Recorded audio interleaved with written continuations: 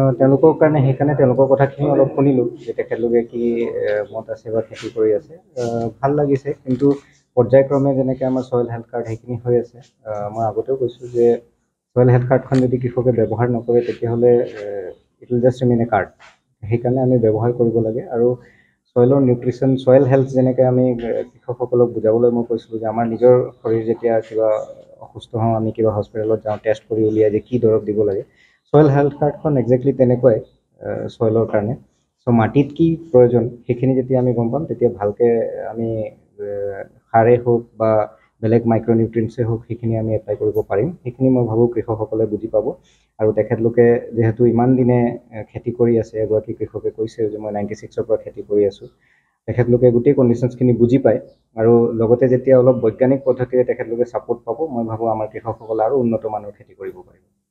আপুনিও ভাষণত কৈছিলে যে খাৰুপেটীয়াৰ পৰা বহুতেহে আপোনাৰ কৃষকে কৈছে আমাৰ ইয়াৰ পথাৰবোৰ খালী থাকিব, গতিকে এনেধৰণৰ পদক্ষেপবোৰ ল'লে চাগে কৃষকসকলে উপকাৰিতা হ'ব। ডেফিনেটলি উপকাৰিতা হ'ব। আৰু যোৱা বছৰ আমি পটেটো কাল্টিভেশ্যন কৰাইছিলোঁ, পেপচিয়ে লৈ গৈছিল টিংখাং সমষ্টিৰ কেইখনমান গাঁৱৰ পৰা। এইবাৰো আমি চেষ্টা কৰি আছোঁ আৰু অলপ এক্সপেনশ্যন কৰিবলৈ। চ' ধানটো আমাৰ প্ৰয়োজন, ধানৰ লগতে আৰু বেলেগ বেলেগ ধৰণৰ খেতি কৰিব পাৰিলে মই ভাবোঁ মাৰ্কেটত আমাৰ কৃষকসকলৰ কাৰণে বেনিফিট হ'ব। বহুতেই আগবাঢ়ি আহিছে, বহুত ট্ৰান্সফৰ্মেশ্যন হৈছে, কিন্তু আৰু অলপ আমি কাম কৰিব লগা আছে। সেইখিনি কৰিলে মই ভাবোঁ আৰু ভাল হ'ব। তেওঁলোকৰ কাৰণে সেইকাৰণে তেওঁলোকৰ কথাখিনি অলপ শুনিলোঁ যে তেখেতলোকে কি মত আছে বা খেতি কৰি আছে।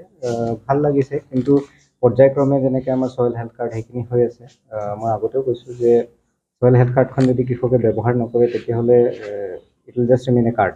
সেইকাৰণে আমি ব্যৱহাৰ কৰিব লাগে। আৰু ছইলৰ নিউট্ৰিশ্যন, ছইল হেল্থ যেনেকৈ আমি কৃষকসকলক বুজাবলৈ মই কৈছিলোঁ যে আমাৰ নিজৰ শৰীৰ যেতিয়া কিবা অসুস্থ হওঁ, আমি কিবা হস্পিটেলত যাওঁ, টেষ্ট কৰি উলিয়াই যে কি দৰৱ দিব লাগে, ছইল হেল্থ কাৰ্ডখন একজেক্টলি তেনেকুৱাই ছইলৰ কাৰণে।